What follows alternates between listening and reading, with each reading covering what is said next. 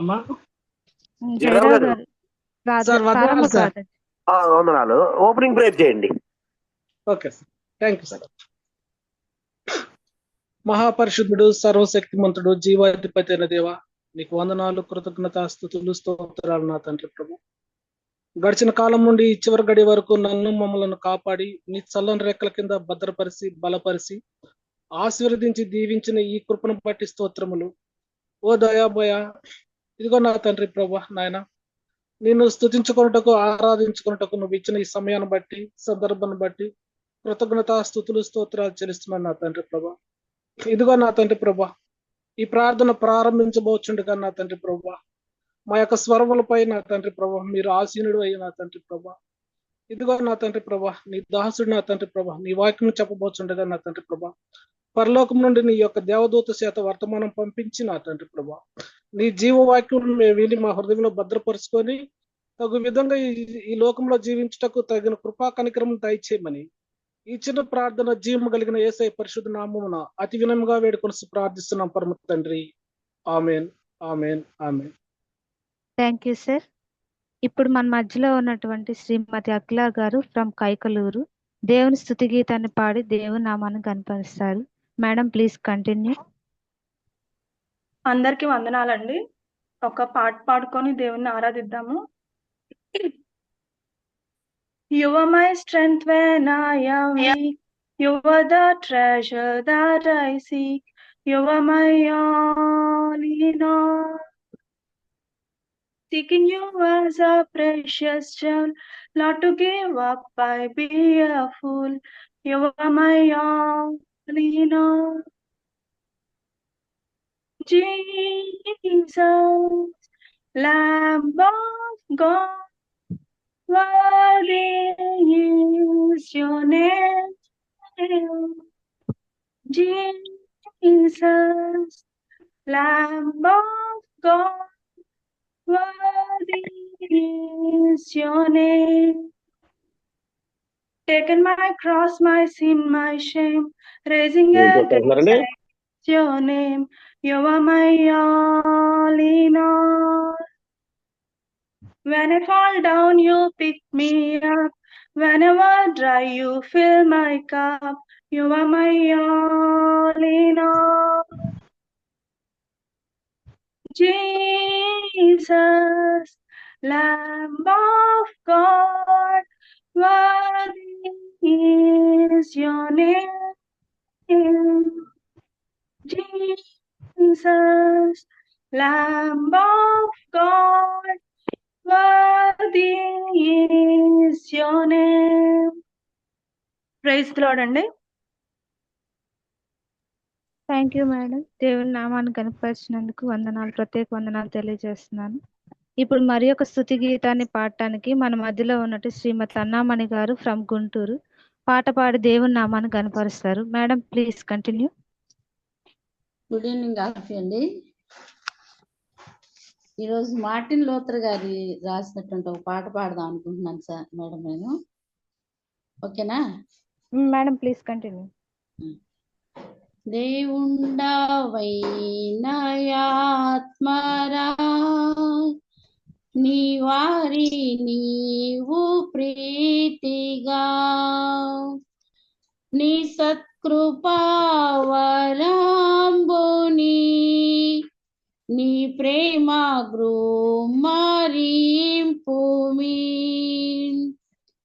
సమస్త భూజనాంబులు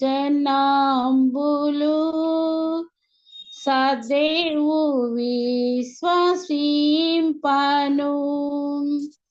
నీ దివ్య వాక్య కాంతితో నిత్యంబు వారి పీల్తువు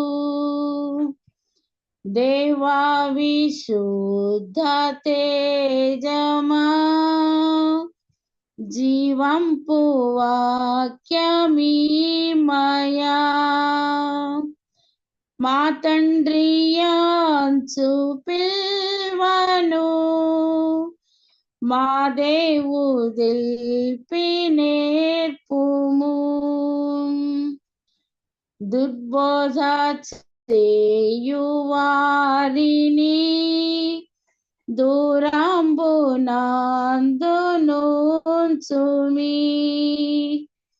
మా యేసు క్రీస్తుడొక్కడే ఓదార్చు బోధకుండిలన్.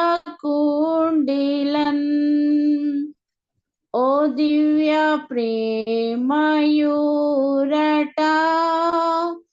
మోదంబు తోడమూలం. నీ దైవ సేవ చేయని నాదుండ హింసలోర్వని. జీవించియున్న చాచినన్ జీవాత్మ ముక్తి పొందగన్. మాకిమ్ము నీ బలంబును నమ్మిక గట్టి పార్చుమి. ఆమేన్. Thank you madam. Thank you madam. చక్కని పాటను పాడి దేవుని నామాన్ని కనపరిచినందుకు మీకు ప్రత్యేక వందన తెలియజేస్తున్నాను. ఇప్పుడు మన మధ్యలో ఉన్నటువంటి శ్రీమతి విజయలక్ష్మి గారు ఫ్రమ్ గుంటూరు దేవుని వాక్య పఠనం చేస్తారు. Madam please continue. అందరికీ ప్రైజ్లాడండి. ఈ దినమునకై ఏర్పాటు చేయబడిన వాక్య పఠనము యెహోషువ గ్రంథం నుండి 5వ వచనం నుంచి 9వ వచనం వరకు చదువుకుందాం. యెహోషువ గ్రంథము 1వ అధ్యాయము 5వ వచనం నుంచి 9వ వచనం వరకు. నీవు బ్రతుకు దినములన్నిటను ఏ మనుష్యుడును నీ ఎదుట నిలువలేక యుండును. నేను మోషేకు తోడై ఉండినట్లు నీకును తోడయిందును. నిన్ను విడువను, నిన్ను ఎడబాయను.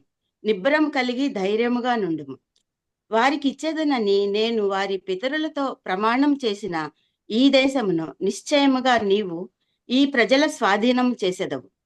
అయితే నీవు నిబ్బరము కలిగి జాగ్రత్త పడి బహుధైర్యముగా నుండి నా సేవకుడైన మోషే నీకు ఆజ్ఞాపించిన ధర్మశాస్త్రం అంతటి చొప్పున చేయవలెను. నీవు నడుచు ప్రతి మార్గమున చక్కగా ప్రవర్తించినట్లు నీవు దాని నుండి కుడికి గాని ఎడమకు గాని తొలగకూడదు. ఈ ధర్మశాస్త్ర గ్రంథమును నీవు బోధింపక తప్పిపోకూడదు. దానిలో రాయబడిన వాటన్నిటి ప్రకారము చేయుటకు నీవు జాగ్రత్త పడునట్లు దివారాత్రము దాన్ని ధ్యానించిన ఎడల నీ మార్గమును వర్ధిల్ల చేసుకొని చక్కగా ప్రవర్తించదవు. నేను నీకు ఆజ్ఞాపించి ఉన్నాను కదా. నిబ్బరము కలిగి ధైర్యంగా ఉండుము. దిగులు పడకుము, జడియకుము. నీవు నడుచు మార్గం అంతటిలో నీ దేవుడైన యెహోవా నీకు తోడై ఉండును. ఆమేన్. చక్కగా వాక్యం చదివి సహాయం చేసినందుకు దేవుని పేరిట మీకు ప్రత్యేక వందనాలు తెలియజేస్తున్నాను మేడం. Thank you. ఇప్పుడు దేవుని యొక్క వాక్య ప్రసంగాన్ని మనకు అందించడానికి బ్రదర్ ఆనంద్ పాల్ గారు సిద్ధంగా ఉన్నారు. దయతో అందరూ కూడా వాక్య ప్రసంగాన్ని అత్యాశక్తితో వినాలని ప్రేమపూర్వకంగా తెలియజేస్తున్నాను. Sir, over to you.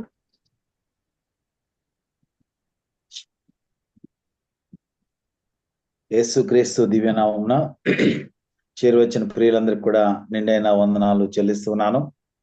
November మాసపు మొదటి శనివారంలో సాయంకాల సమయంలో ఈ రీతిగా మీతో కలిసి ప్రియ ప్రభువుని ఆరాధించడానికి, ఆయన పక్షాన వాక్కును అందించడానికి ప్రియ తండ్రి నాకు అనుగ్రహించిన శ్రేష్టమైన సమయాన్ని బట్టి మొదటిగా దేవునికి వందనస్తున్నై ఉంటూ ఉన్నాను. ఆ రీతిగానే ప్రతి మాసం ఈ రీతిగా అవకాశాన్ని కల్పిస్తున్న నాయకులకు కూడా నిండైన వందనాలు చెల్లిస్తున్నాను. చేరువచ్చిన ప్రియ సహోదర సహోదరులరా, ఆల్ ఎలైసియన్స్ తో పాటు మరి కొద్దిమంది బయట వారు కూడా ఉన్నట్టున్నారు. వారికి కూడా మరొక మారు నిండైన వందనాలు. యెహోషువ గ్రంథాన్ని మనం చూసినట్లయితే శ్రేష్టమైన వాగ్దానాన్ని మనం చదువుకున్నాం. ఇశ్రాయేలు ప్రజలు వారు కనాను ప్రయాణంలో, వాగ్దాన దేశ ప్రయాణంలో ఉన్న సమయంలో మరి నాయకుడైనటువంటి ఇశ్రాయేలుకు మొదటి నాయకుడైనటువంటి మోషే గారు ప్రభునందు నిద్రించిన తర్వాత అతని యొక్క సేవకుడైనటువంటి యెహోషువకు భారం అప్పగించబడింది. ఆ భారాన్ని నడిపిస్తూ ముందుకు వెళ్ళాలని ఆ యొక్క ప్రభు యొక్క తీర్మానాన్ని ఆయన ఇంకా మొదలు పెట్టకంటే ముందుగానే ప్రభు యెహోషువతో ఈ మాటలు మాట్లాడుతున్నాడు. యెహోషువ అనే మాటకు అర్థం ఏంటంటే యెహోవా ఈజ్ సల్వేషన్, యెహోవాయే రక్షణ, యెహోవా ఈజ్ సల్వేషన్, యెహోవాయే రక్షణ. మనం గమనించినట్లయితే ఈ యెహోషువ అనే పదం మనం జాషువ అని కూడా అంటూ ఉంటాం. జాషువ అన్న, ఓషియా అని కూడా అన్న, లేదంటే యెహోషువ అన్న, లేదంటే నవ నిబంధనలో యేసు లేదా జీసస్ అనే పదమైన ఇవన్నీ కూడా ఒకే పదాన్ని నుంచి వచ్చిన పర్యాయ పదాలుగా మనం గమనించాలి. చక్కని నామధేయము కలిగినటువంటి ఈ వ్యక్తి ఇశ్రాయేలు గోత్రంలో ఎఫ్రాయిము గోత్రికుడు. ఈయన ప్రారంభాన్ని మనం చూసినట్లయితే ఐగుప్తు దాస్యంలో భయంకరమైన ఇబ్బందులలో ఉన్న సమయాన్ని మనం గ్రహించగలం. యావత్తు ఇశ్రాయేలు ప్రజలు కఠిన దాస్యంలో ఐగుప్తులో 430 సంవత్సరాలకు పైగా వారు శ్రమను అనుభవించారు. ఆ శ్రమ అనుభవించిన సమయంలో వారు యెహోవా దేవుని ప్రార్థించగా గోషెన్లో ఉండి చేసిన ప్రార్థన అంతా కూడా నా ప్రభు విన్నారు. ఆ ప్రభువిని మోషే గారి యొక్క నాయకత్వంలోను, అహరోన్ గారి యొక్క యాజకత్వంలోను, మిరియాం గారి యొక్క ప్రవక్తత్వంలోను కూడా వారిని నడిపిస్తూ వచ్చారు. ఇశ్రాయేలు ప్రజలు అనేక దినాలు అనేక మార్లు ప్రభువుని బాధించిన తిరుగుబడిన కారణాన, లేదంటే విననోళ్ళని ప్రజలుగా వారు ఆయాస్కరంగా జీవించిన కారణాన నిజానికి ఐగుప్తు లేదా గోషెన్ నుంచి కనానుకు ప్రయాణం 40 దినాలని చరిత్రకారులు చెప్తారు. 40 దినాలు చేయవలసిన ప్రయాణాన్ని వారు 40 సంవత్సరాలు చేశారు. ఎన్నో బాధలు వారు ఆ మార్గ మధ్యంలో శ్రమలు అనుభవించారు. ఎన్నో కఠినమైనటువంటి పరిస్థితులు గుండా ప్రభు వారిని నడిపించారు. అయినప్పటికీ కూడా పగలు మేఘస్తంభముగాను రాత్రి అగ్ని స్తంభముగాను నా ప్రభు వారితో ఉండి వారి సన్నిధి యొక్క తోడుతో యావత్తు ఇశ్రాయేలు ప్రజలను ఒక మందను నడిపించిన రీతిగా వాగ్దాన దేశానికి నడిపిస్తూ వస్తున్నారు. ఎర్ర సముద్రాన్ని దాటారు, అనేక మంది శత్రువులను ఓడించారు, అనేక శత్రు సైన్యాన్ని హతమార్చారు. ఇప్పుడు ఎక్కడ దాకా వచ్చారంటే ఆ యొక్క యోర్దాను పరిసర ప్రాంతాలకు వచ్చారు. యోర్దాను పరిసర ప్రాంతానికి యోర్దాను నది ఈవల ఉన్నారు. అవతల ఎరుకో పట్టణం ఉంది. అంతకుముందే ఆ యొక్క పట్టణాన్ని గురించి లేదంటే ఆ యొక్క కనాను దేశం యొక్క సమాచారాన్ని అంతా కూడా విన్నారు. ఆ సమాచారం అంతా కూడా వీరికి చాలా కొంతమంది భయం కంపితులయ్యే రీతిగా వారు సమాచారం చేస్తే దేవుని యొక్క దాసులైనటువంటి యెహోషువ ఇదిగానే కాలేబు గారు కూడా శ్రేష్టమైన సమాచారాన్ని తెచ్చారు. అది పాలు తేనెలు ప్రవహించే దేశమని, వాగ్దాన దేశం చాలా శ్రేష్టమైన దేశమని, దేవుడు మనకిచ్చే దేశము సస్యశ్యామలమైనదని, ఆ శత్రువులంతా కూడా మనకు భయపడుతూ ఉన్నారని మంచి సమాచారాన్ని వారి ఇరువురు తెస్తే మిగతా 10 మంది గోత్రకర్తలు కూడా చాలా చెడ్డ సమాచారాన్ని తెచ్చి ప్రభువుని విసిగించారు. అయితే ప్రియులారా, మనం గమనించాలి, ఈ సమాచారం తెచ్చిన వారిలో యెహోషువ ఉన్నారు. క్షేమ సమాచారం, మంచి సమాచారం తెచ్చారు, మోషే గారికి అందించారు. అయితే ఇప్పుడు నడిపించడానికి ఎవరు లేరంటే మోషే గారు లేరు. ముందే ఉందంటే ఎర్ర సముద్రం ఉంది. అంతేకాకుండా వీరు ఇచ్చిన సమాచార ప్రకారం, వీరు చూసిన సమాచార ప్రకారం శత్రు సైన్యం అనేది చాలా భయంకరమైన బలం కలిగిన వారుగా ఉంటూ ఉన్నారు. నెఫీలీలు ఉన్నారు అనేటటువంటి సమాచారాన్ని కూడా వీరు గ్రహించారు. వాళ్ళు బహుదేహులు, భారీ కాయం కలిగిన వారు, శత్రువు చాలా బలమైన వాడు, కానీ జయించడానికి శక్తి సరిపోదు అని వాళ్ళు చెప్పినప్పటికీ వీరిరువురు కూడా దేవుని మీద ఉన్నటువంటి అపారమైనటువంటి నమ్మకంతో, విశ్వాసంతో వారు క్షేమ సమాచారం ఇచ్చారు. ఇప్పుడు యావత్తు ప్రజల్ని నడిపించేటటువంటి భారం దేవుడు ఎవరి మీద పెట్టాడంటే అనేక మంది నాయకులు ఉన్నారు. అహరోన్ గారి యొక్క కుమారుడు ఎలియాజరు ఉండవచ్చు, లేదంటే అహరోన్ గారి యొక్క మనవడు ఫీనెహాస్ కూడా ఉండి ఉండవచ్చు.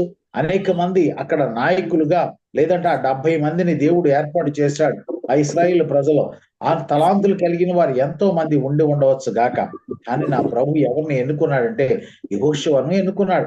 యెహోషువ బాల్యము లేదంటే యవ్వన దశంతా కూడా ఆయన బానిసలాగా లేదంటే కఠిన ఐగుప్తు దాస్యంలో గడిపాడు. మనం గమనించినట్లయితే నిర్గమకాండ గ్రంథం 14 మొదటి అధ్యాయంలో కానీ లేదంటే 5వ అధ్యాయంలో కానీ చూస్తే ఇశ్రాయేలు ప్రజలు ఏ రీతిగా కఠిన దాస్యంలో ఉన్నారో మీరు గమనించగలరు. ఆ కఠిన దాస్యంలో ఈయన కూడా పాలు పొందాడు.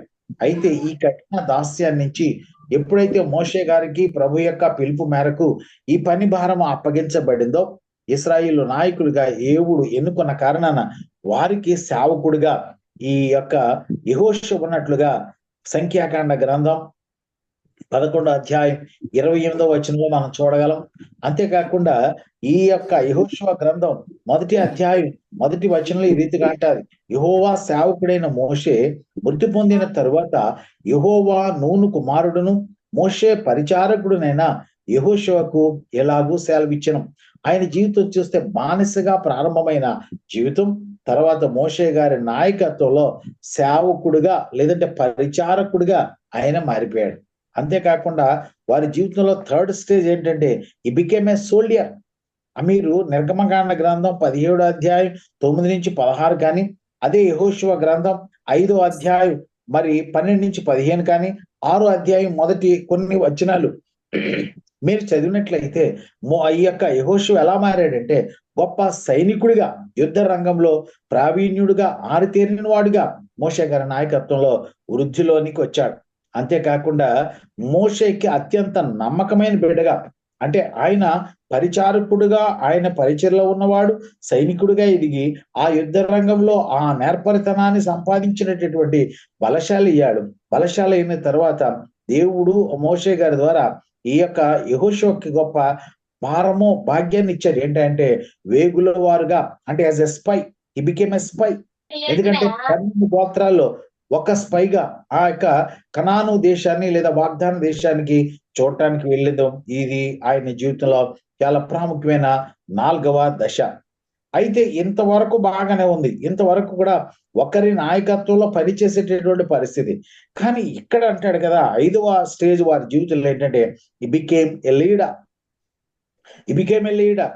ఆయన మీరు యెహోషువ గ్రంథం 14వ అధ్యాయం మొదటి 2 వచనాలు మనం చూస్తే యావత్తు ఇశ్రాయేలు ప్రజలకి 2వ గొప్ప నాయకుడిగా దేవుడు వారిని ఆశీర్వదించాడు. మోషే అంత తలాంతులు ఈయనకి లేకపోయి ఉండవచ్చు, మోషే లాగా ఎన్నిక చేయబడిన కుటుంబంలో పెంచబడకపోయి ఉండవచ్చు. రాజగృహంలో మోషే గారు పెంచబడ్డారు, ఆ రాణి కుమారునిగా ఆయన పెంచబడ్డారు. అయితే ఇక్కడ ఐగుప్తు దాస్య బానిస బ్రతుకులో ఉన్నటువంటి ఈ యెహోషువ అనే దేవుడు ప్రేమించి ఎంతగా ఎలివేట్ చేశాడంటే ఆయన నాయకత్వాన్ని ఆయనకు అప్పగించాడు. అంతేకాకుండా ప్రియులారా 6వ దశ ఇంకా ఉన్నత దిశ, స్టెప్ బై స్టెప్ దేవుడు ప్రమోట్ చేస్తూ ఉన్నాడు. ఎలా ప్రమోట్ చేశాడంటే ఈ బికేమ్ ఎ స్టేట్స్‌మ్యాన్, రాజనీతిజ్ఞుడిగా మారిపోయాడు. యెహోషువ గ్రంథం 22వ అధ్యాయం 1 నుంచి 24 వరకు మీరు చదివినట్లయితే, ఆఖరి వచనం మీరు చదివినట్లయితే అధ్యాయం అంతా కూడా యావత్ ఇశ్రాయేలు ప్రజలకి రాజనీతిని బోధిస్తున్నాడు. ఏ రీతిగా మీరు యొక్క శత్రు దేశంలో ఎలా బ్రతకాలి, ఎలాగాడు వారిని ఆదరించాలి, ఎలా వారితో మీరు కలిసిమెలిసి ఉండాలి, రాజనీతి అంతా కూడా నేర్పుతూ ఉన్నాడు. He became a great statesman. Final 7th state ఏంటంటే ఆయన జీవితంలో he became a saint. He became a saint అంటే దేవదూత లేదా సత్పురుష స్వభావాన్ని ప్రభు వారికి అనుగ్రహించిన ద్వితీయోపదేశకాండం 34:9లో కానీ, యెహోషువ గ్రంథం ఇప్పుడు మనం చదివిన లేఖనాలు కానీ మీరు గమనించినట్లయితే ఈ బికేమ్ ఏ సెయింట్ అంటే నిజానికి హిబ్రూ భాషలో మనం గమనించినట్లయితే హగ్యాజా లేదా హిగ్యాజా అంటారు. అనగా అంటే ఏంటంటే పవిత్రత, లేదంటే పవిత్ర చేయటం, లేదంటే సాధు చేయబడటం, లేదంటే వేరు చేయబడటం. అంటే బానిసగా ఉన్నవాడు ఎలా మారిపోయాడు అంటే పరిచారకుడయ్యాడు, పరిచారకుడల్లా సైనికుడయ్యాడు, సైనికుడల్లా వేగుగా మారాడు, వేగుచల్లా మళ్ళీ ఆయన ఏం చేశాడంటే ఆయన నాయకుడయ్యాడు, నాయకుడల్లా రాజనీతిజ్ఞుడయ్యాడు, రాజనీతిజ్ఞుడైన తర్వాత ప్రభు ఒక ఉన్నత స్థితినిచ్చి దేవదూత స్వభావాన్ని ఇచ్చి ఆయన ప్రత్యేక పవిత్ర పరిచయం. ప్రియులరా, ఇటువంటి గొప్ప నాయకుని నాయకత్వంలో ఇశ్రాయేలు ప్రజలు వాగ్దానాన్ని దాటడానికి ప్రయత్నం చేస్తున్నారు. కానీ ఎవరు లేరంటే మోషే గారు లేరు. ఏ కర్రతో అద్భుతాలు చేశాడో మోషే గారు కర్ర లేదు అక్కడ. ఉన్నట్టు బైబిల్లో లేదు అక్కడ. మరి మోషే గారు ఉంటే బాగుండేది. ఎందుకంటే మోషే గారు నేను ముఖాముఖిగా నేరుగా తండ్రి అనే దేవునితో మాట్లాడేవారు. కానీ ఇప్పుడు ఎవరున్నారంటే ఒంటరిగా మిగిలిపోయాడు. ఎంతో మంది చుట్టూ ఉండవచ్చు కాక వాళ్ళందరూ కూడా ఈ యొక్క యెహోషువని ఇష్టపడినా ఇష్టపడకపోయినా, తర్వాత మీరు వచనాలు గమనించినట్లయితే యావత్తు ప్రజలు దైవ భయము కలిగి అంటున్నారు, మేము మోషేకి ఏ రీతిగా మేము లోబడ్డాము ఆ రీతిగా నీకు లోబడతాము, యెహోషువ మమ్మల్ని ముందుకు నడిపించని వారందరూ కూడా వాళ్ళు ముందుకు వచ్చినట్లుగా మనం గమనించగలం. ఎందుకంటే నీవు ఆ ధైర్యం కలిగి ముందుకెళ్ళి. అయితే నా ప్రభువు చెప్తున్నాడు ఏమంటే, నీవు బ్రతుకు దినములన్నిట ఓ యెహోషువ, నీవు బ్రతుకు దినములన్నిటి కూడా ఏ నరుడు కూడా నీ ఎదుట, ఏ మనుషుడు కూడా నీ ఎదుట నిలువలేక ఉంటాడు. నేను మోషేకు ఏ రీతిగా తోడై ఉన్నానో అట్టి రీతిగా నేను నీకు కూడా తోడై ఉంటాను. కలిగి బట్టి నువ్వు ఎడబాయను, నిన్ను నేను విడువను, నేను ఎలాగంటే ధైర్యం కలిగి నువ్వు ఉండు, నీతో నేను ఉంటానని ప్రభు వాగ్దానం చేస్తున్నాడు. చూడండి ఎంత చక్కని మా వాగ్దానం. 6వ వచనంలో నిన్ను విడువను, నిన్ను ఎడబాయను, నిబ్బరం కలిగి ధైర్యంగా ఉండు. ఎందుకంటే నీ యొక్క పితరులతో నేను వాగ్దానం చేశాను, ఎందుకంటే వాగ్దాన దేశాన్ని ఇస్తానని. కాబట్టి ఆయన అబద్ధం ఆడటానికే నరుడు కాడు, వాగ్దానం చేసిన వాడు నమ్మతగిన వాడు. కాబట్టి మోషే గారు ఉన్నా లేకపోయినా ఇశ్రాయేలు ప్రజలు ఎన్నో రకాలుగా ఆయాస్కరంగా జీవించినప్పటికీ, ఎన్నో రకాలుగా ప్రభుని ఇబ్బందులు పాలు చేసినప్పటికీ కూడా, అనేక మార్లు నాయకునిపై తిరుగుబడినప్పటికి కూడా, అనేక మార్లు ప్రభుకి అనేక విగ్రహారాధనలు చేస్తూ ప్రభుని బాధ పెట్టినప్పుడు కూడా నా ప్రభు కృపాభరితుడు కాబట్టి నేను వాగ్దానం చేశాను, కాబట్టి ఆ వాగ్దాన దేశానికి ఈ ప్రజల్ని నువ్వు నడిపించు, నేను నీతో ఉంటాను, కాబట్టి నువ్వు భయపడవలసిన అవసరం లేదు, నేను విడువను, నేను ఎడబాయనని ధైర్యం చెప్తూ ప్రభు వాగ్దానం చేస్తూ ఉన్నాడు. అయితే ఇక్కడ అంటాడు కదా, మళ్ళా 7వ వచనం అంటాడు, అయితే ఓ యెహోషువ, అయితే నీవు నిబ్బరం కలిగి జాగ్రత్త పడి బహుధైర్యంగా ఉండి నా సేవకుడైన మోషే నీకు ఆజ్ఞాపించిన ధర్మశాస్త్రమంతటి చొప్పున చేయాలి. ఇది చాలా ప్రాముఖ్యమైనది. నాయకునికి చాలా తలాంతులను దేవుడిచ్చాడు, చాలా సామర్థ్యతనిచ్చాడు. అయితే ప్రాముఖ్యంగా ఒక వార్నింగ్ కూడా ఇస్తూ ఉన్నాడు. ఎందుకంటే ప్రతి ఆదేశము వెనుక ఆశీర్వాదం దాగి ఉంటది. ఏంటి ఇక్కడ ఆదేశం అంటే, నీవు జాగ్రత్తగా ఉండాలి. ఏంటంటే మోషే ఆజ్ఞాపించిన ధర్మశాస్త్రమంతటి చొప్పున చేయాలి. నువ్వు ధర్మశాస్త్రాన్ని మరిచిపోకూడదు. నీవు నడుచు ప్రతి మార్గమున చక్కగా ప్రవర్తించినట్లు నీవు దాని నుండి కుడికి గాని దాని నుంచి ఎడమకు గాని తొలగకూడదు. అంతేకాకుండా నీవు ఫాలో అవటమే కాదు ఈ వాక్యాన్ని, ఈ ధర్మశాస్త్రాన్ని 8వ వచనం అంటాడు కదా, ఈ ధర్మశాస్త్ర గ్రంథమును నీవు బోధింపక తప్పిపోకూడదు. దానిలో వ్రాయబడిన వాటి అన్నిటి ప్రకారం చేయుటకు నీవు జాగ్రత్త పడాలి. ఓ యెహోషువ, నువ్వు చాలా జాగ్రత్తగా ఉండాలి. దేని కొరకు జాగ్రత్తగా ఉండాలంటే, నీ వాక్యాన్ని ధ్యానించడానికి జాగ్రత్తగా ఉండాలి, వాక్యాన్ని జీవితంలో అప్లై చేసుకోవడానికి జాగ్రత్తగా ఉండాలి. అంతేకాకుండా ఈ వాక్య ధ్యానం ద్వారా, ఈ వాక్యాన్ని నువ్వు బోధించుట ద్వారా నీ ప్రజలను నువ్వు ఏం చేస్తావంటే క్రమమైన పద్ధతిలో వాగ్దాన దేశానికి నడిపించగలం. అంతే అంటాడు. కింద అంటాడు కదా వ్రాయబడిన వాటి ప్రకారం జాగ్రత్త పడినట్లు నువ్వేం చేయాలంటే, నీవు జాగ్రత్త పడినట్లు దివారాత్రము దానిని ధ్యానించాలి. దాన్ని నువ్వు ధ్యానించాలి. నువ్వు ధ్యానం చాలా ఇంపార్టెంట్. నీవు అటు రీతిగా ధ్యానించిన ఎడల నీ మార్గమును వర్ధిల్ల చేసుకుని చక్కగా ప్రవర్తించదు. దివారాత్రం దాన్ని ధ్యానించాలి అని అంటే మనకు వెంటనే గుర్తొచ్చేటటువంటి ఆ సండే స్కూలు కంఠస్థ వాక్యం మనందరికి తెలుసు కదండి. చిన్నప్పుడు ప్రతి ఒక్క క్రైస్తవులకు కూడా, లేదంటే అన్యులకు కూడా చాలా మంది ఈ యొక్క కీర్తన గ్రంథం 1వ అధ్యాయం 1 కొన్ని వచనాలు మీకు తెలుసు కదండి. దుష్టుల ఆలోచన చొప్పున నడువక, పాపుల మార్గమున నిలువక, అపహాసకులు కూర్చుండి చోట కూర్చుండక, యెహోవా ధర్మశాస్త్రమునందు ఆనందించుచు దివారాత్రము, డే అండ్ నైట్, దివారాత్రము దానిని ధ్యానించువాడు ధన్యుడు.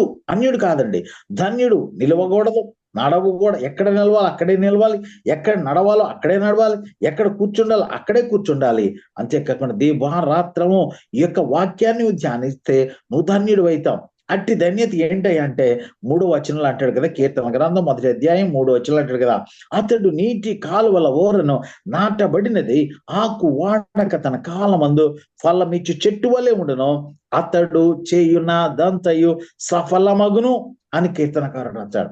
అంటే ఇక్కడ దివారాత్రము కూడా ధర్మశాస్త్రాన్ని నువ్వు ధ్యానించినట్లయితే నీవెలా ఉంటావంటే నీ కార్యం అంతటి కూడా సఫలత అవుతుంది, నీవు ధన్యుడిగా మిగిలిపోతావు. యెహోషువ, నీవు ధర్మశాస్త్రాన్ని తప్పిపోకూడదు. ఎందుకంటే ప్రభు ఇచ్చిన ఆజ్ఞ చొప్పున ఎంతో చక్కగా బానిసగా ప్రారంభించబడిన జీవితం ఒక ఉన్నత స్థితికి వెళ్ళి ఆయన దగ్గరగా 110 సంవత్సరాలు శరీరంతో జీవించి ప్రభునందు నిద్రించినట్లుగా లేఖనము తెలవేడు. మొదటి అధ్యాయం 24 అధ్యాయాలు ఉంటాయండి యెహోషువ గ్రంథాలు. మొదటి అధ్యాయంలో భయాన్ని గురించి, అయా యెహోషువను భయపడవద్దు, నీ భయపడవద్దు, మోషేకి తోడై ఉన్నట్లు నేను నీకు తోడై ఉంటాను, నిబ్బరం కలిగి ధైర్యంగా ఉండు, నీతో నేను వస్తాను అంటాడు. ఈ 2వ అధ్యాయం మీరు చూసినట్లయితే యోర్దాను అంటే వేగులు వారిని పంపిస్తారు ఆ యొక్క ఎరుకోని చూడటానికి. ఆ 3వ అధ్యాయం మీరు చూసినట్లయితే ఏ రీతిగా యోర్దాను దాటాలో ఆ ప్రభు క్రమ పద్ధతిని చెప్తాడు. 4వ అధ్యాయంలో వారు చక్కగా దాటిపోతారు. యోర్దాను అనగా దుముకుట, అది చాలా వేగంగా ప్రవహించేటటువంటి సమయంలో వీరు యోర్దాను దాటారు. యోర్దాను నిజానికి పెద్ద నదేం కాదు, కానీ వీరు దాటిన సమయాల్లో అది దుముకు బాగా ఉన్నతంటే అరారాతు పర్వత శ్రేణి నుంచి పైనుంచి వేగంగా పరిగెట్టుకొస్తే ఆ వేగంగా వచ్చేటటువంటి నదిలో ప్రాణాలు పోతాయి. కాబట్టి ఆ ప్రాణాలు పోయే పరిస్థితిని దేవుడు ఏం చేశాడంటే, ఎప్పుడైతే యెహోవా నిబంధన మందసం యోర్దాను లోనికి అడుగు పెట్టిందో, అంటే నిబంధన మందసాన్ని మోసేటటువంటి ఆ లేవీయులు లేదంటే యాజకుల కాలు ఆ నీటి అంచున తగలగానే ఎవరో పిలిచినట్లు ఒక స్పాంజితో వాటర్ దురిస్తే ఎలాగైపోతుందో ఆ రీతిగా ఎత్తైన పర్వతాలకు వెళ్ళి నీరు ఏకరాశిగా నిలిచెను అని ఉంటది. అది ఎంత అద్భుతం దేవుడు తెలుసు.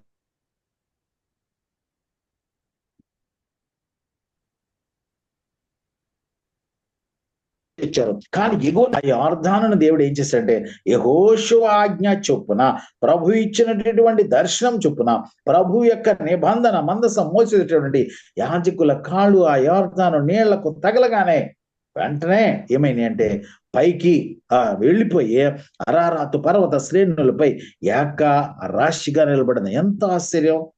నీళ్లు 2 భాగాలు అవటం ఒక ఆశ్చర్యం అయితే, ఎగువ నుంచి వచ్చేటటువంటి నీరు ఏకరాశిగా ఆగిపోవటం ఇంకా అద్భుతం అండి. ప్రియులారా, అల్పుడే, బలహీనుడే, కానీ దేవుడు ఎంతగా ఈ యొక్క గొప్ప నాయకునిగా ఆశీర్వదిస్తూ ఆయన ద్వారా అద్భుతాలు చేశారు తెలుసా? మీరు 10వ అధ్యాయం చూస్తే అక్కడ యావత్ సృష్టిని కూడా యెహోషువ కమాండ్ చేస్తూ ఉన్నాడు. సృష్టితో దేవుడు మాట్లాడమని చెప్పాడు. మాట్లాడుతూ ఉన్నాడు, ఏ సూర్యుడా నువ్వు అక్కడ ఆగిపో, ఓ చంద్రుడు నువ్వు అక్కడ ఆగిపో. చరిత్రలో ఇటువంటి సంఘటన లేదంటే ఇటువంటి ప్రార్థనకు జవాబు ఇంకెక్కడా లేదు అని బైబిల్లోనే రాస్తుందండి. ఎంతగా దేవుడు నేను కనపరిచాడు తెలుసా? ఎంతగా దేవుడు యెహోషువను ఆశీర్వదించాడు తెలుసా? ఆయన మాటకు దేవుడు గణపరిచాడు. సాక్షాత్తు ఆయన దగ్గరగా 10 యుద్ధాలు గెలిచాడండి, 10 పట్టణాలను పట్టాడండి, 16 యుద్ధాలు చేశాడు, 10 పట్టణాలు పట్టాడు. కానీ ఆయన పక్షాన కార్యం చేసిన వారెవరో తెలుసా? సాక్షాత్తు తండ్రి అయిన దేవుని యొక్క దూతలే.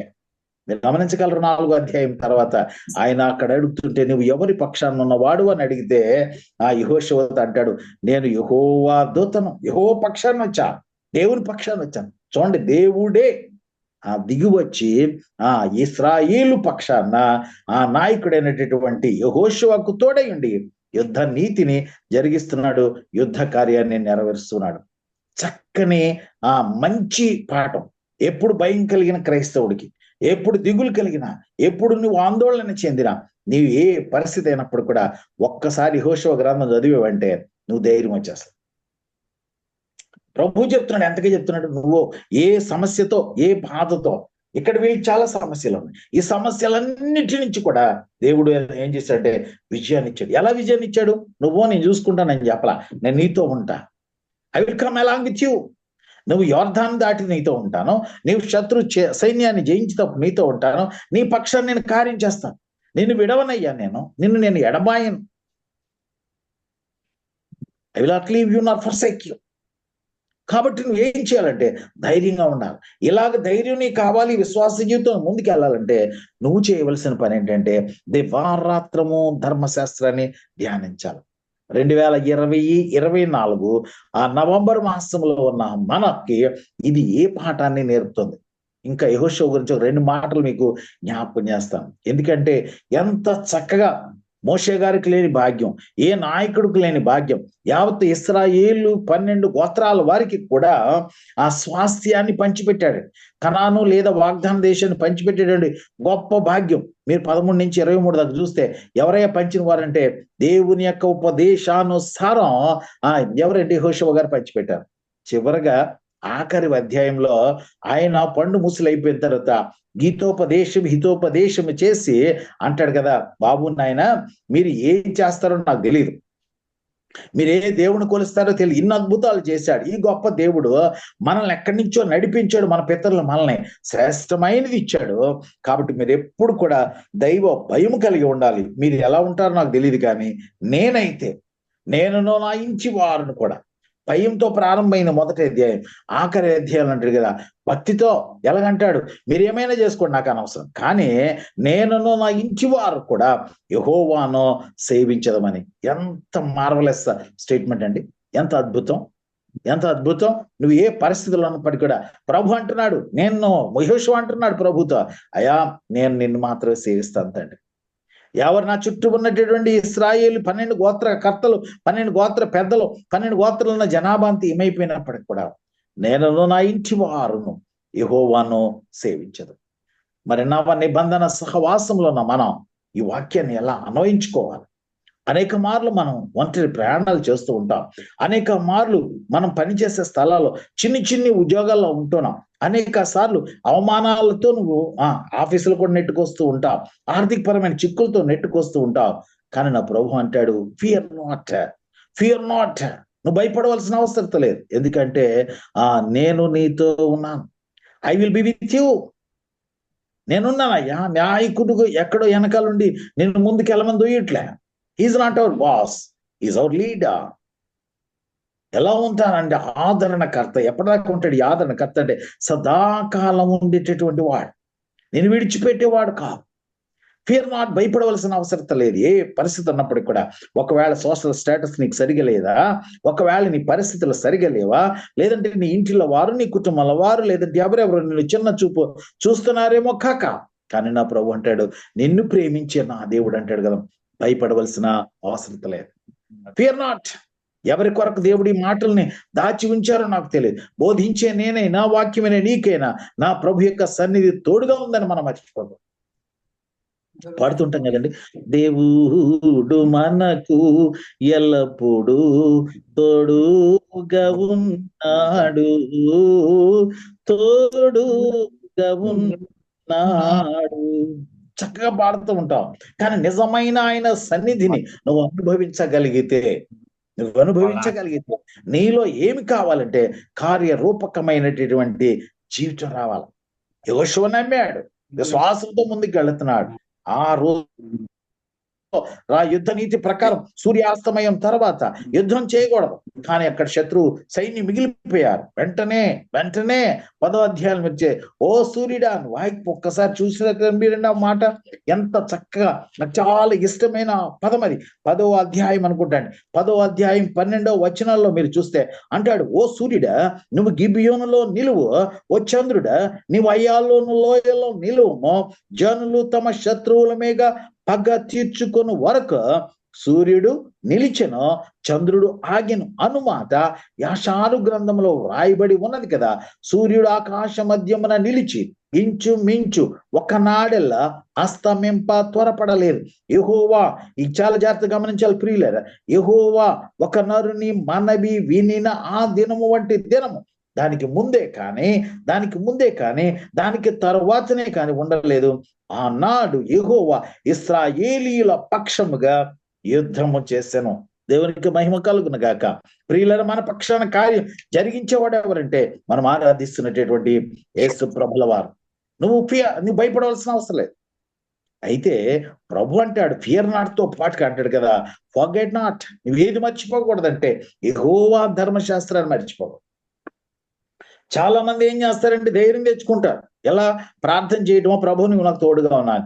కానీ వారి జీవితంలో ఏముండదు అని అంటే వాక్యం ఉండదు. ఎక్కడైతే వాక్యం లేదు, ఇంతకీ రిఫార్మేషన్ డే నిన్నే మనం జరిపించుకున్నట్టున్నాం, నిన్న మొన్న. అయితే రిఫార్మేషన్ లో మనకు వచ్చినటువంటి ఆ స్వాతంత్రాన్ని, ఆ వాక్యాన్ని, ఆ సత్య వాక్యాన్ని మన వ్యక్తిగత జీవితంలో, ఆధ్యాత్మిక జీవితంలో అన్వయించుకొని వాక్యానుసారమైన జీవితం జీవించక మనం ఏం చేస్తామంటే ఆ ఫలితాన్ని పొందలేకపోతాం. శ్రేష్టమైన వాక్కు మనకి దేవుడిచ్చాడు. ఆ శ్రేష్టమైన వాక్కు మన దగ్గరికి రావటానికి అడ్డంకులు తొలగించారు మన పెద్దలు. చాలా బాగుంది. ప్రతి వారికి అందుబాటులో పరిశుద్ధ లేఖనం ఉంది. ఈ లేఖనాన్ని ధ్యానం చేయటం అంటే చదవటమే కాకుండా దాన్ని వ్యక్తిగత జీవితంలో, నీ ఆత్మహత్య జీవితంలో అన్వయించుకొని వాక్యానుసారమైన జీవితం జీవిస్తే ఖచ్చితంగా మెండైన మేలను పొందగలం. ఫియర్ నాట్ ఒకటే కాదు, you should not forget not, fear not, forget not, go forward. ముందుకు వెళ్ళు. నీ భయాన్ని, ఆందోళన తొలగించడానికి నా ప్రభు సిద్ధంగా ఉన్నాడు. అనారోగ్యమా? నా ప్రభుకి అసాధ్యమైనది ఏది లేదు కదా. ఆయన అరచేతుల్లో నేను చుట్టి నిన్ను ఆయన సృష్టించాడు. కాబట్టి ఆ సృష్టికర్తకి నీ జీవితాన్ని అప్పగించి, ప్రభు నా శరీరంలో ఈ అనారోగ్యం ఉంది, నా శరీరంలో ఈ రుగ్మత ఉంది, నీకు అప్పగిస్తున్నాను, నీవే ముట్టండి అని నువ్వు ప్రార్థన చేస్తే, విశ్వాసంతో నువ్వు ప్రార్థన చేస్తే, విశ్వాస సహితమైన ప్రార్థన చేస్తే ఖచ్చితంగా స్వస్థత నీకు కలుగుతుంది. ఎప్పుడు వాక్యాన్ని నువ్వు వెంటనే కాదు, వాక్యాన్ని నువ్వు జీవితానికి అన్వయించుకొని వాక్యానుసారమైన జీవితం జీవించాలి. అందుకని అంటాడు కదా, ఓ యెహోషువ, నువ్వేం చేయాలంటే ఈ వాక్యాన్ని దివారాత్రం కూడా నువ్వు ధ్యానించాలి. అంటే నా పర్సనాలిటీ, నాయకుడికి కావాల్సింది ఏంటంటే వ్యక్తిగత పరిశుద్ధత, నాయకుడికి కావాల్సింది ఏంటంటే వ్యక్తిగత గుణగణాలు.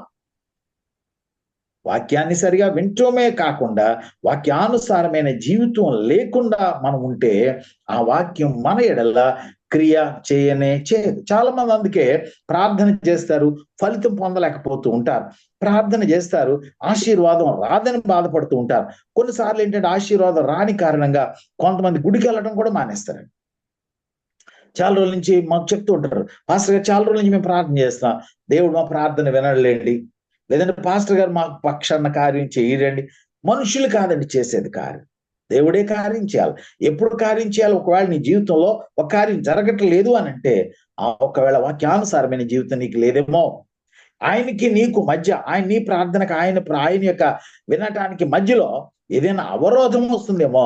ఒకసారి వాక్యపు వెలుగులో పరిశీలించుకోవాలి. ప్రభువా, నా ప్రార్థన నువ్వు వినయ్యా, నువ్వు వినట్లేదు అని అంటే నీకు అర్థమైపోతుంది ప్రభు నీ ప్రార్థన వింటున్నాడా లేదని. ఎందుకంటే కొన్నిసార్లు మనం ప్రార్థించి ఎలుగెత్తి ప్రార్థన చేస్తూ ఉంటాం, కానీ మన ప్రార్థనకు జవాబు రానే రాదు. యావత్ ఇశ్రాయేలు ప్రజలు చూస్తూ ఉన్నారు, యుద్ధ రంగంలో చూస్తూ ఉన్నారు. అల్పుడు, బలహీనుడు, ఒకప్పుడు సైన్యాధ్యక్షుడు, ఒకప్పుడు మోషే పనివాడు, ఒకప్పుడు బానిస. ఈ బానిస అంటున్నాడు, ఎవరితో మాట్లాడతారు తెలుసా? దేవుడిని అడగల. దేవుడు ఒకసారి సూర్యుడు నాపు, దేవుడు ఒకసారి చంద్రుడు నాపు అని చెప్పట్లా. Directly he is commanding the sun and the moon. ఎంత గొప్ప ధైర్యం కావాలండి. నేచర్ ని ఎంత విశ్వాసంతో కమాండ్ చేస్తున్నాడు చూడండి. మనం చేయగలమా? ఇప్పుడు మనం చేయగలమా? చాలా సార్లు మనం ఏం చేస్తామంటే ధైర్యం లేని ప్రార్థన, విశ్వాసం లేని ప్రార్థన, వాక్యానుసారమైన జీవితం లేని ప్రార్థన ఆయన చేసినప్పుడు నా ప్రభు జవాబు ఇవ్వడు. ఒకవేళ ఆ రోజు సూర్యుడే ఆగలేదనుకోండి, ఒకవేళ చంద్రుడే తన ప్రయాణాన్ని చేయలేదనుకోండి, ఈ రోజు మనం ఇన్ని వందల సంవత్సరాల తర్వాత ఈ వాక్యాన్ని ఈ రీతిగా ధ్యానమే చేయం. ఎందుకంటే నా ప్రభు అంత గొప్ప దేవుడు, ఎందుకంటే ఆయన బహుప్రియుడిగా, ఆయనకి ఇష్టపడే నాయకుడిగా, ఆయన చేతిలో ఎంతో అద్భుతమైన రీతిగా వర్ధిల్లేటటువంటి వ్యక్తిగా విధేయతతో ఉన్నాడు. కాబట్టి దేవుడు ఏం చేశాడంటే ఎలివేట్ చేశాడు తను ఊహించని స్థాయికి. I think he never expected such a type of great elevation. నీ వ్యక్తిగత జీవితంలో కూడా చాలా మంది అంటూ ఉంటారు, సార్ నాకు ప్రమోషన్ రాదనుకున్నాను సార్, కానీ నాకు డబుల్ ప్రమోషన్ వచ్చిందని చాలా మంది గవర్నమెంట్ ఎంప్లాయీస్ చెప్పగా నేను వింటూ ఉంటాను. ఎందుకంటే దేవుడు ఇస్తాడు. నీకది ఏది కావాలో దేవునికి తెలుసు. నువ్వు ఆశించిన దానికన్నా, ఊహించిన దానికన్నా ఉత్తమమైనది ఇవ్వటానికి దేవుడు ఇష్టపడే దేవుడు. ఎందుకంటే తన బిడ్డలకి ఏది అవసరత ఉన్నా ఆయన ఎలుకకు లేకుండా లేదు కాబట్టి ఆయన సమయానుకూలమైన సహాయం ఇచ్చి నిన్ను నడిపించే దేవుడు. ఎందుకంటే మోషేకు తోడై ఉన్న దేవుడు, యెహోషువకు తోడై ఉన్న దేవుడు ఈ రాత్రికాల సమయంలో మనకు కూడా తోడుగా ఉన్నాడు. నమ్మిన ఎడల నీ దేవుని మహిమను చూస్తావు. కాబట్టి నువ్వు ఆ యొక్క నమ్మిక నువ్వు కలిగి ఉండాలి. ప్రియులారు, చాలా మంది వాక్యం హృదయంలో ఉండదు, నోట్లో ఉంటుందండి వాక్యం. మీరు గమనించినట్లయితే ఇద్దరు సిస్టర్స్ మీకు జ్ఞాపకం చేస్తాను. బేతనీ అనేటువంటి గ్రామంలో మార్త మరియ అని ఇద్దరు సిస్టర్స్ ఉండేవారు. ఇద్దరు కూడా చక్కని వాక్య జ్ఞానం ఉంది. మరియా ఉత్తమమైన దాన్ని ఏర్పాటు చేసుకుంది. అది ఆమె వద్దని తీసివేయబడదని లూకా సువార్త 19వ అధ్యాయం చాలా స్పష్టంగా. ఏమీ మరియా ఉత్తమమైందంటే ఆ వాక్యానుసారంగా ఆ దేవుని మాటలు వినడానికి యేసయ్య పాదాల చెంత కూర్చుంది. తన్ను తాను తగ్గించుకుని ఆయన పాదాల దగ్గర కూర్చుంది. మార్తమ్మ గారికి కూడా వాక్యం తెలుసు. మార్తమ్మ గారికి దేవుని పరిచర్య చేస్తున్నారు. అది క్రైస్తవ కుటుంబానికి తగిన మర్యాద. దేవుడు ఎంతో అలసిపోయి ఉండొచ్చు. నా ప్రభు రాత్రంతా కూడా తండ్రికి ప్రార్థన చేసి పగలంతా కూడా పరిచర్య చేసి శారీరకంగా ఎంతో అలసిన స్థితిలో ఉండి ఉండవచ్చు. వారికి పరిచర్య చేయటం, ఆహారం పెట్టడం, మంచి సేద తీరేటటువంటి రీతిగా సత్కార్యం చేయటం చాలా మంచిదే, తప్పని నేను అన్నాం. కానీ దేవుని వాక్యానికి అంతే ఇది నిర్ణయమైనది కాదు. దేవుని వాక్యం వినడానికంటే శ్రేష్టమైనది కాదు. ఒకనొక దినాన్ని తెలుసు కదా, ఆయన పాదాల దగ్గర కూర్చున్నటువంటి మరియమ్మ పొందిన మేలు మీకు జ్ఞాపకం చేస్తాను. నమ్మిన ఎడల దేవుని మహిమను చూస్తాం అని మరియ మార్తలతో చెప్పిన దేవుడు అద్భుత కార్యం చేశాడు. మీకు తెలుసు, బేతనీలో వారు ఉన్న సమయంలో వారి యొక్క సహోదరుడు ఒకనొక దినాన మరణించాడు. యేసు ప్రభులు వారి సమీప ప్రాంతంలోనే ఉన్నారు. వారికి సమాచారం అందింది, కానీ ఆయన వెంటనే రాలా. 4 దినాలైన తర్వాత 4వ దినాన్ని నెమ్మదిగా వస్తున్నాడు. సమాచారం అయిన మార్త పరుగున పోయి అక్కడ యేసు ప్రభు దగ్గరతో మాట్లాడుతుంది. ప్రభువా, నీవెక్కడ ఉంది నీ ఎడల నా తమ్ముడు చావకుండును అని చెప్పాడు.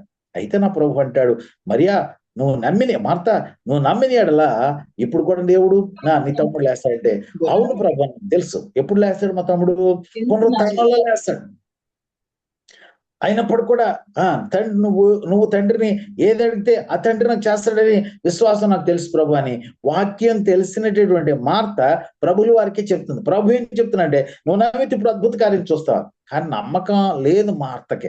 ఎప్పుడు మార్త పునరుత్థానంలో నా ప్రభు నమ్ముతాడని, ఎందుకంటే బాగా వాక్యం తెలిసింది. మారు చెప్పాడు ప్రభు. కానీ మార్తకి ఏమి నమ్మిక లేదంటే ప్రభు ఇప్పుడు కార్యం చేయగలడనేటువంటి విశ్వాసం లేదు. వెళ్ళాడు, మార్త వెళ్ళింది, యేసయ్య వచ్చారు, నేను పిలుస్తున్నారని మరియకి చెప్పింది. మరియమ్మ వెళ్ళింది, ఆయన పాదములపై పడి అని ఉంటది అక్కడ. ఆయన నాకు తెలిసి మార్గ మధ్యంలో ఉండొచ్చు. ఎవరున్నప్పటికి కూడా నాకు అనవసరం, నా ప్రభువు కనపడ్డాడు. ఆయన పాదాలు నాకు చాలా ప్రియమైనవి. ఆయన పాదాల చెంత కూర్చుని వాక్యం వినడమే కాకుండా ఆయన కనిపెడిన వెంటనే ఆయన పాదాలపై పడి ఆయన అంటుంది, ప్రభువా, మార్త ఏ మాట అయితే అందో మరియమ్మ కూడా అదే మాట అంటుంది. ప్రభువా, నీవు ఇక్కడ ఉంటే నా ప్రభు చావడయ్యా. మళ్ళా ప్రభు అయితే జవాబు చెప్పారు. అయితే ఎప్పుడైతే మరి ఆయన పాదాల దగ్గర కూర్చుని మాట పలుకుతుందో, కన్నీరు కాస్తుందో, అక్కడ ఉన్నటువంటి సహోదరులు అందరూ కూడా కన్నీరు కార్చుట నా ప్రభు చూసి, యావత్ బైబిల్లోనే అతి చిన్న వచనం ఉంటది, యేసు కన్నీళ్లు విడిచెను అని ఉంటది. నా ప్రభు శరీరధారికి లోకంలో ఉన్నాడు కాబట్టి నీ బాధ ఆయనకి ఎరుకైనదే. నువ్వు ఏ సమస్య ఉన్నా, శరీర రుగ్మత అయినా, ఆర్థికమైన ఇబ్బంది అయినా, లేకపోతే ఆహారం లేని పరిస్థితి అయినా, అవమానమైన, నింద అయినా, బాధ అయినా, శత్రువు యొక్క శోధనైనా ఆయనకి ఎరుకైనది కాదు అని నువ్వు అనుకోవద్దు. ఆయనకి అన్నీ తెలుసు. ఎందుకంటే అండర్వెంట్ ఆల్ ద సిచ్యుయేషన్స్, ప్రతి పరిస్థితిలో కూడా నా ప్రభు వెళ్ళాడు. కాబట్టి ఆ మరియా స్థితిని ఎరిగిన దేవుడు, మార్త స్థితిని ఎరిగిన దేవుడు ఆయన ఎక్కడ ఉంచారని చెప్తే ఆ సమాధి దగ్గరికి తీసుకువెళ్ళారు. సమాధి దగ్గరికి తీసుకువెళ్ళినట్టు జరిగిన అద్భుతం మీకు తెలుసు. ఆ సమాధి రాయిని ప్రభుతో అలిగించమన్నారు. వెంటనే నా ప్రభు చెప్తాడు, లాజరు బయటికి రమ్మనగానే ప్రేత వస్త్రములతో కట్టబడిన వాడు ఏమైందంటే దిగ్గున లేచి బయటికి వచ్చాడు. ప్రియులరా, యేసయ్య ఉన్న చోట మరణం ఉండదు. అంటే లాజర్ తర్వాత మరణించలేదు పాస్టర్ గారు అంటే, ఖచ్చితంగా మరణించాడు. ఎందుకంటే మరణంలోంచి జీవులకి దాటేటటువంటి రక్షణ ప్రభుత్విస్తాడు. విశ్వాసంతో మరీ అడిగింది. తెలుసు కదా. మరి ఇంకో చేసిన ఇంకో పని ఏంటంటే, ఆయన తర్వాత 12 అధ్యాయం మీరు చూసినట్లయితే యోహాను సువార్త 12 అధ్యాయంలో మీరు చూసినట్లయితే, ఇప్పుడు చెప్పిందంతా యోహాను సువార్త 11 అధ్యాయంలో ఉంటుందండి. 12 అధ్యాయంలో మీరు చూసినట్లయితే ఆ 12 అధ్యాయం మొదటి వచనాల్లో మరియా వాళ్ళ ఇంటికాడ మంచి థ్యాంక్స్ గివింగ్ ప్రేయర్ పెట్టి, ఆ థ్యాంక్స్ గివింగ్ ప్రేయర్ లో సేరున్నర అచ్చ జటామాంసి శ్రేష్టమైనటువంటి అత్తరు తీసుకుని ప్రభు యొక్క పాదాలపై చూసి ఆమె తల వెంట్రుకలతో ఆ కన్నీటితో పాదాలతో. ప్రియులరా, ఎంత విశ్వాసం ఆమెకి, ఎంతగా ప్రభుని కనపరిచింది అంటే అంతగా కనపరిచింది. ఇక్కడ యెహోషువ బానిసే పనివాడే, కానీ ఎంతగా దేవుడు ఆశీర్వదించాడు. ఈ రాత్రికాల సమయంలో నువ్వు ఏ స్థితిలో ఉన్నప్పటికి కూడా నువ్వు ధైర్యం కలిగి మారుతుంది. ఏ మాట అంటే నువ్వు నిబ్బరం కలిగి ధైర్యంగా ఉండు, ఎందుకంటే నీ బ్రతుకు దినం అన్నిటికీ నీ ముందు ఏ మనుషుడు నిలబడకుండా నేను నిన్ను ఆశీర్వదిస్తాను, అందుకని నిన్ను విడువను. శ్రేష్టమైన వాగ్దానం ఇస్తున్నాడు ప్రభు. ఆ వాగ్దానాన్ని మనం కూడా స్వతంత్రించుకోవాలి. నవ నిబంధన సహవాసులమైన మనం, క్రీస్తు రక్తం ద్వారా కడుగబడిన మనం, విలువైన ప్రశస్త రక్తాన్ని నీ కొరకు నా కొరకు ఆయన చిందించారు కాబట్టి ఆ రక్తం యొక్క శుద్ధీకరణ ద్వారా ఆయనలో చేర్చబడుతున్నాం. కాబట్టి అబ్బా తండ్రి అని మనం మొనపెడుతున్నాం. ఎందుకంటే ఆయన అంటూ ఉన్నాడు కదా వాగ్దానం, ఏమని ఇస్తున్నా అంటే నిన్ను విడువను, నిన్ను ఎడబాయను, నిబ్బరం కలిగి ధైర్యంగా ఉండు. ఎందుకంటే ఏ పరిస్థితులు కూడా నీవు దిగులు పడవలసిన అవసరం లేదు. ప్రియ నేస్తమా, నువ్వు పనిచేసే స్థలంలో కానీ, లేదా నీ కుటుంబ జీవితంలో కానీ, నీ వ్యక్తిగత జీవితంలో కానీ ఏ రకమైన పరిస్థితుల్లో నువ్వు ఉన్నప్పటికీ కూడా భయపడవలసిన అవసరం లేదు. నా ప్రభు చెప్తున్నాడు, గో ఫార్వర్డ్. యోర్దాను ఎదురైనా, ఎర్ర సముద్రం ఎదురైనా ఆయన నా ప్రభుకి అసాధ్యమైనది ఏది లేదు. ప్రతి సమస్య నుంచి కూడా నీకు విడుదలను అనుగ్రహించడానికి నా ప్రభు ఇష్టపడుతున్నాడు.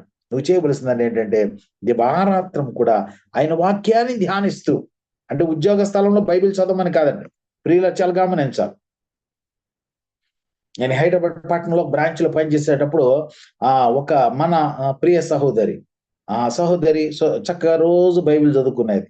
మంచిది అక్క, క్లైమ్స్ లో ఉండేది, బైబిల్ చదువుకునేది. ఎవరు కస్టమర్ వచ్చేటప్పటికి ఏమైతుందంటే బైబిల్ చదువుకుంటే బ్రాంచ్ మేనేజర్కి ఒక కంప్లైంట్ రాయించాడు, ఈమె ఫలానా సీట్ లో ఉన్నారు, ఈమె పేరు ఇది, ఈమె ఏం చేస్తుందంటే కస్టమర్స్ కి సర్వీస్ చేయకుండా బైబిల్ చదువుకుంటుంది. నో, అది కాదండి, అలా చేయకూడదండి. మనం నా ప్రభు యొక్క నామానికి మనం ఈ చెడ్డ పేరు తేకూడదండి. అయితే నీకు దేవుడు ఇచ్చిన సమయాల్లో నువ్వు చక్కగా నువ్వేం చేయాలంటే వాక్యాన్ని ధ్యానం చేయాలి. లంచ్ అవర్ 45 minutes ఉన్నావు, ఇప్పుడు కొంచెం మార్చినట్టున్నారు. నీ లంచ్ అవర్లో మేము చాలాసార్లు లంచ్ అవర్లో ప్రేయర్కి మేము గ్యాదర్ అయ్యేవాళ్ళం. చక్కగా ఈ ఫెలోషిప్ ఆ రీతిగానే ప్రారంభమయ్యేది. లంచ్ అవర్లో ప్రారంభమైన పరిచర్య అన్నాడు. ఈ పరిచర్య మీరు ఎక్కడున్నప్పుడు కూడా ప్రభువుని కనపరచండి. ఎలా కనపరచండి? ఐక్యతతో కలవండి. ఆఫీస్ ఎగ్గొట్టి పని చేయమని, ఆఫీస్ ఎగ్గొట్టి ఈ పని చేయమని కాదు నేను చెప్పేది. దేవుడు మనకిచ్చిన బాధ్యతను ఆయన మహిమార్థమై నిర్వర్తించాలి. ఎందుకంటే మనకి యజమానులుగా ఎవరినైతే ఉంచారో ఆ దేవుని చిత్తమని మనం గమనించాలి. ముష్కరులైన మీ యజమానులకు లోబడి ఉండని నా వాక్యం సెలవిస్తుంది. అట్టి వాక్యానుసారమైన విధేయత కలిగి ఉండాలి, ఆ దైవ భయం కలిగి ఉండాలి. దేవుడు మనల్ని ఎక్కడుగుతాడు, ఓ కుమారుడా నీకు ఫలానా బాధ్యత ఇచ్చాను ఎల్ఐసిలో, how far you are doing discharge in proper manner. క్రమమైన పద్ధతులు ఏ రీతిగా నువ్వు చేస్తున్నావో. చాలా మంది మన ప్రియులు మా మార్కెటింగ్ లో ఉన్నారు కాబట్టి ఎంతో దేవుడు వారికి మంచి ఎలివేషన్ ఇచ్చాడు. అదే బెస్ట్ సేల్స్ మ్యాన్, వారు మంచి వ్యాపారవేత్తలుగా బుద్ధిలోనికి రావాలి. దేవుడు ఇచ్చిన అవకాశాన్ని ఆయన మహిమార్థమై వాడాలి. ఆర్గనైజేషన్ వెల్ఫేర్ కోసం మనం చూడాలి. ఎందుకంటే దేవుడు మనకిచ్చిన బాధ్యత, అక్కడ నమ్మకమైన పనివాడిగా మనం ఉండాలి. అంతేకాకుండా నా ప్రభు ఇచ్చిన బాధ్యత మన దివారాత్రం వ్యక్తిగత జీవితంతో పాటుగా ఆత్మీయ, ఒకవేళ వ్యక్తిగత జీవితంలో వాక్యాన్ని అన్వయించుకుని వాక్యానుసారంగా జీవిస్తానంటే no doubt I will challenge చేస్తున్నాను, నువ్వు ఖచ్చితంగా ఆఫీసులో ఎలా ఉంటా అంటే ద బెస్ట్ ఎంప్లాయీగా ఉంటావు. ద బెస్ట్ ఎంప్లాయీగా నువ్వు ఆడిట్ కాదు, ఇన్స్పెక్షన్ కాదు, విజిలెన్స్ కాదు, ఎవరు ఏమైనప్పటికి కూడా ఎంత చక్కగా నువ్వు మంచి పేరు తెచ్చుకుంటావు అంటే, ఎందుకంటే నీలో ఉన్నవాడు, ప్రియులు గమనించాలి, నీలో ఉన్నవాడు ఈ లోకంలో ఉన్నవాడి కంటే గొప్పవాడు. ఎందుకంటే ఆయన నామాన్ని ఎప్పుడు కూడా కించపరచం. క్రైస్తవుడని పేరు చెప్పుకుని త్రాగుబోతులుగా క్రైస్తవుడిని పేరు పెట్టుకుని సినిమా హాలలో క్రైస్తవులని పేరు పెట్టుకుని చేయని దుష్కార్యాలు చేస్తూ ఆయన నామాన్ని అవమానపరిచే ప్రియులు ఎంతో మంది ఉండవచ్చు కాక, కానీ నీవు ప్రత్యేకించబడిన వాడు. అట్టి ప్రత్యేక గుణ లక్షణాలు నా ప్రభువు నీకు ఇచ్చాడు. ఎందుకంటే ఆయన లక్షణాలని నీకు ఇచ్చాడు కాబట్టి నువ్వేం చేశాడు, ఆ వాక్యానుసారమైన జీవితం, వాక్య స్వరూపుడైన ప్రభుని వృద్ధిలో నీవు కలిగి ఆయన మహిమార్థమై జీవించాలని నేను జ్ఞాపకం చేస్తూ మరొక మారు ఆయన ఇచ్చిన శ్రేష్టమైన వాగ్దానాన్ని జ్ఞాపకం చేస్తున్నాను. నిన్ను విడువను, నిన్ను ఎడబాయను, నిబ్బరం కలిగి ధైర్యంగా ఉండు. తల ఉంచినట్లయితే చిన్న ప్రార్థన. పరిశుద్ధుడా పరమ తండ్రి, కొద్ది సమయం ప్రభువా యెహోషువకు మీరిచ్చిన శ్రేష్టమైన వాగ్దానాన్ని మేము జ్ఞాపకం చేసుకున్నాం ప్రభువా. మరి నైనా ఆ మొదటి అధ్యాయం 6వ వచనంలో మీరు చెప్పిన రీతిగా నిన్ను విడువను, నిన్ను ఎడబాయను, నిబ్బరం కలిగి ధైర్యంగా ఉండుమని ప్రభువా మీరు వాగ్దానం ఇచ్చారు. నీ సన్నిధి నాయన యెహోషువకు యావత్ ఇశ్రాయేలు ప్రజలకు తోడుగా ఉండి ప్రభువా వాగ్దాన దేశానికి వెళ్ళడానికి కృప చూపారు. అవును తండ్రి, మీరు కూడా మాకు ఒక వాగ్దాన దేశమైనటువంటి పరమ కానానుని ఇవ్వటానికి మీరు ఇష్టపడుతున్నారు. ఆ పరమ కానానికి మేము చేరాలి అనంటే ప్రభువా మాకు ప్రభువా ఆదరణకర్త పరిశుద్ధాత్మ అనేటటువంటి ఆదరణకర్తను మీరు మాకు ఇచ్చారు ప్రభువా. నేను మీరు చెప్పిన రీతిగా ఈ ఆదరణకర్త సర్వ సత్యంలోనికి మిమ్మల్ని నడిపిస్తారని కూడా మీరు చెప్పారు ప్రభు. అట్టి పరిశుద్ధాత్మ శక్తితో దినము మేము హెచ్చరించబడుతూ ప్రభువా నేను పరలోక వారసత్వాన్ని ఆ వాగ్దాన దేశాన్ని మేము పొందడానికి సహాయం చేయమని ప్రార్థిస్తున్నాం. ఎత్తబడిన వాక్యం అందరి హృదయాలు ఫలించి వాక్యానుసారమైన జీవితం జీవించే ప్రజలుగా మమ్మల్ని ఉంచుమని ప్రార్థిస్తూ ఉన్నాం. పరమరక్షకానికి స్తుతులు స్తోత్రాలు చెల్లిస్తూ చేరువచ్చిన ఒక్కొక్కరిని ప్రతి ఒక్కరిని ప్రభువా మెండారుగా మీరు దీవించి ఆశీర్వదించమని వారి భయాలు ఆందోళనను తొలగించి నాయనా వాగ్దాన సంబంధమైనటువంటి స్వాతంత్రం పొంది ప్రభువా సంతోషాన్ని సమాధానాన్ని నాయన మరి వెంటాడుతూ వారి జీవితాల ఆనందంతో గడపడానికి సహాయం చేయమని ప్రార్థిస్తున్నాం. వారి కుటుంబాలను ఆశీర్వదించండి, వారి బిడ్డలను ఆశీర్వదించండి, నేను వారు చేస్తున్న ఉద్యోగాలను మీరు ఆశీర్వదించండి. మంచి ఎలివేషన్ ఇచ్చి ప్రభువా నేను నీ బిడ్డలు మీరు తలగా చేస్తాను కానీ తోగ్గా చేయని వాగ్దానం ఇచ్చావు కాబట్టి ఉన్నత స్థితిలో మీరు నిలవబెట్టి మహిమ పొందుమని ప్రార్థిస్తూ నడిపిస్తున్న బిడ్డల్ని పాల్గొన్న బిడ్డల్ని నేను ప్రతి ఒక్కరిని కూడా మీరే ఆశీర్వదించుమని రక్షకుడైన యేసు దివ్య నామమున ప్రార్థిస్తున్నాను తండ్రి, ఆమేన్. అందరికీ వందనాలండి. ప్రైజ్ లార్డ్ బ్రదర్, చక్కని వాక్యాన్ని మాకు అందించినందుకు ప్రత్యేక వందనాలు తెలియపరుస్తున్నాను. చివరిగా ముగింపు ప్రార్థనలోనికి వెళ్దాము. ముగింపు ప్రార్థనలో ఈ ప్రార్థనా సహవాసాన్ని ముగించుకుందాం. మన మధ్యలో ఉన్న సార్ బెనడిక్షన్ ఆనందపాల్ సారే. Okay sir. మన మధ్యలో ఉన్నటువంటి కుమారి శిరీష గారు ఫ్రమ్ సత్తెనపల్లి ముగింపు ప్రార్థన చేస్తారు. అటు తర్వాత ఆశీర్వాద ప్రార్థనని ఆనందపాల్ గారు చేస్తారు. దయతో అందరూ కూడా ఏకీభవించండి. Madam please continue.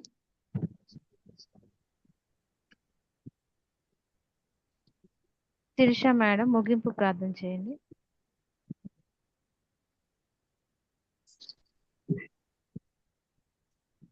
శిరీష ఉన్నావా మేడం ప్లీజ్ రెస్పాండ్.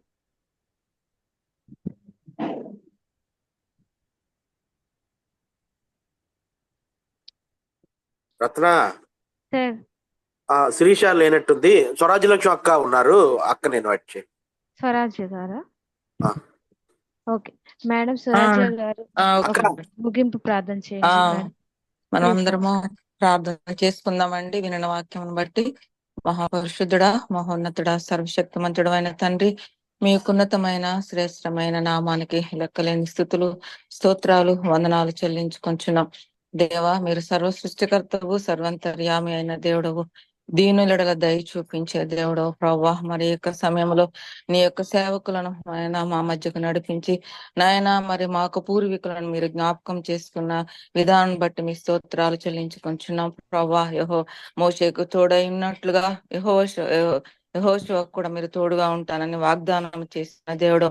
ఎప్పుడంటే ప్రభా వారు నాయన మరి మీరు చెప్పిన రీతిగా తన్ని మరి యొక్క ధర్మశాస్త్రాన్ని దివారాత్రుల్లో ధ్యానించి దాన్ని అనుసరించిన ప్రకారంగా జీవించినట్లయితే మోషేకు తోడుగా ఉన్నట్లు నీకు నువ్వు తోడుగా ఉంటానని చెప్పిన దేవుడు. మా జీవితాల్లో కూడా మీరు మాతో మాట్లాడారు ప్రభా.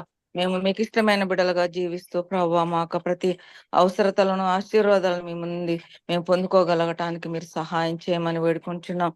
తండ్రి. మాలో మేమందరం కూడా నాయన మరి ఒక ప్లాట్ఫామ్ లో మేము ఎక్కడ ఉన్నప్పటికీ నాయన ఎల్ఐసి ఎంప్లాయీస్ ఒక ఫ్యామిలీగా మమ్మల్ని గ్యాదర్ చేసిన విధానం బట్టి మీకు వందనాలు. నీ యొక్క సేవకుని బలపరిచి అందించిన వాక్య భాగాన్ని బట్టి మీ స్తోత్రాలు. అందరి హృదయాలను మీరు కదిలిచ్చారు ప్రభువా. నాయన మరి మేము వాగ్దానాలను మీరిచ్చే ఆశీర్వాదాలను పొందుకోవాలంటే మేము ఏ రీతిగా జీవించాలో దేవా మీరు మాతో మాట్లాడిన విధానం బట్టి మీకు వందనాలు. మేమందరం మట్టి జీవితాలను కలిగిన వారమే మేము ఎక్కడుంటే అక్కడ నీ నామ మహిమార్థంగా జీవించడానికి మీరే సహాయం చేయమని, మాతో ఉన్న దేవుడవు, మాలో ఉన్న దేవుడవు, మమ్మల్ని బలపరిచే గొప్ప దేవుడు నిత్యం మిమ్మల్ని స్తుతించే గొప్ప భాగ్యాన్ని మాకందరికి కూడా దయచేయమని, సమస్త ఘనత మహిమ ప్రభావములు మీరు పొందుకోమని మా ప్రభు రక్షకుడు యేసుక్రీస్తు ద్వారా స్తుతించి ప్రార్థించి వేడుకుంటున్నాం తండ్రి. ఆమేన్. ఆమేన్. థ్యాంక్ ఇప్పుడు యూ మన మేడం. తండ్రి అయిన దేవుని ప్రేమ, ప్రభు అయిన యేసు క్రీస్తు వారి యొక్క కృప, పరిశుద్ధాత్మిక అన్యోన్య సహవాసం ఈ జూమ్ యాప్ ద్వారా చేరి ఉన్న మనకును, రాలేకపోయిన మన ప్రియులకును, యావత్ లోకములను పరిశుద్ధులందరికీ ఇప్పుడు ఎల్లప్పుడు సదాకాలంతో నడిపించును గాక. ఆమేన్. వందనాలు. వందనాలండి. ఈ ప్రేయర్ మీటింగ్ ప్రారంభం మొదలుకొని చివరి వరకు కూడా దేవుని నామానికి మహిమకరంగా జరిగినందుకు దేవుని ఘనమైన నామానికి స్తోత్రాలు. మొదటిగా ప్రారంభ ప్రార్థన చేసినటువంటి జయరావు గారికి, అలాగే చక్కని గీతాలు పాడిన దేవుని నామాన్ని కనపరిచిన అఖిలా గారు, అలాగే అన్నామణి గారికి నా ప్రత్యేక వందనాలు తెలియజేస్తున్నాను. అలాగే వాక్యాన్ని చదివి వినిపించిన శ్రీమతి విజయలక్ష్మి గారికి నా ప్రత్యేక వందనాలు. అలాగే వాక్య పరిచర్య చేసినటువంటి ఆనంద్ పాల్ గారికి ప్రత్యేకమైన నా వందనాలు తెలియజేస్తున్నాను. అలాగే ముగింపు ప్రార్థన చేసిన స్వరాజ్ లక్ష్మి గారికి, అలాగే ఆశీర్వాద ప్రార్థన ఇచ్చినటువంటి ఆనంద్ పాల్ గారికి నా ప్రత్యేక వందనాలు తెలియజేస్తున్నాను. ఈ ప్రార్థన సహవాసంలో హాజరైనటువంటి ప్రతి ఒక్కరికి దేవుని పేరిట వందనాలు తెలియజేస్తున్నాను. మరి ఒకసారి ఈ ప్రార్థన సహవాసాన్ని నడిపించడానికి నాకు ఈ అవకాశం ఇచ్చిన మా బిఎం సర్ జాన్ విక్టర్ గారికి నా ప్రత్యేక వందనాలు తెలియజేస్తున్నాను. Thank you each and every one. దేవుడు మిమ్మల్ని మీ కుటుంబాన్ని ఆశీర్వదించును గాక. ఆమేన్. Praise the Lord brother. Okay close చేద్దాం. ఓకే విక్టర్ బ్రదర్, ఏమి అనౌన్స్మెంట్స్ ఏం లేవు కదా? Sir, please respond. Victor okay అయితే ఓకే సార్, క్లోజ్ చేసేద్దాం సార్. క్లోజ్ చేస్తాం. Okay sir, thank you sir. Thank you. Okay. Thank you.